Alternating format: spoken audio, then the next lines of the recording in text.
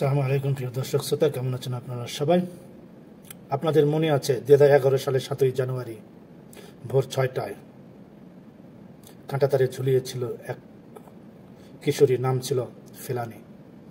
বহুত দিন আগের ঘটনা। চলেন একটু দেখে আসি ভিডিও ক্লিপ, তারপরে বিস্তারিত আলোচনা করবো ইনশাল্লাহ।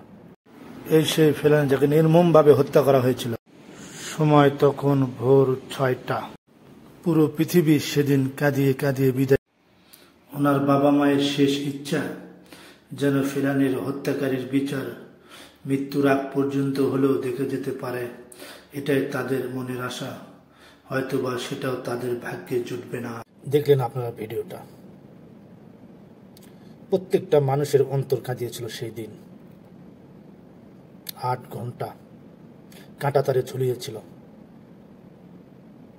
ছটপট ছটপট করে ওখানে মারা যায় সেই ফেলানি যুবতী। তারা চেষ্টা করে ওখান থেকে আনতে পারেনি। পার্শ্ববর্তী দেশের বিজেপির এক নির্মম নিষ্ঠুরতা। 8 ঘন্টা পরে ওখান থেকে বিজেপি নিয়ে আসে, আমাদের বাংলাদেশে বিজেপি নিয়ে এসে তাকে দাফন করা হয়। আজও ভোলেনি বাংলার মানুষ।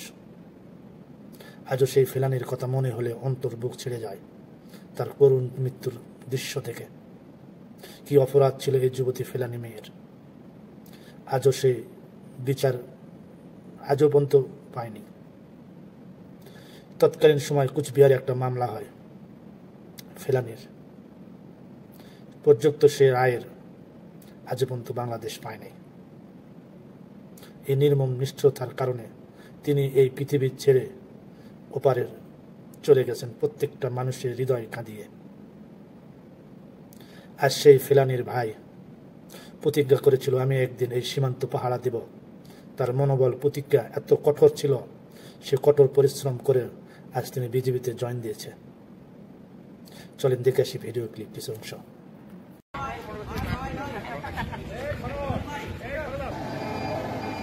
মোহাম্মদ আরফান হোসেন অভিনন্দন জানানো হচ্ছে।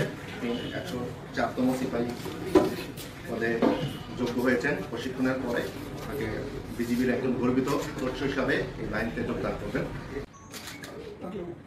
আমরা সবাই জানি গত 9 জানুয়ারি 2011 তারিখে কিশোরী মোসাম্মদ ফেলানি যে হৃদয় বিদারক ও অমানবিক ঘটনার শিকার হয়েছিলেন, তা আজও আমাদের হৃদয়কে বিদীর্ণ করে।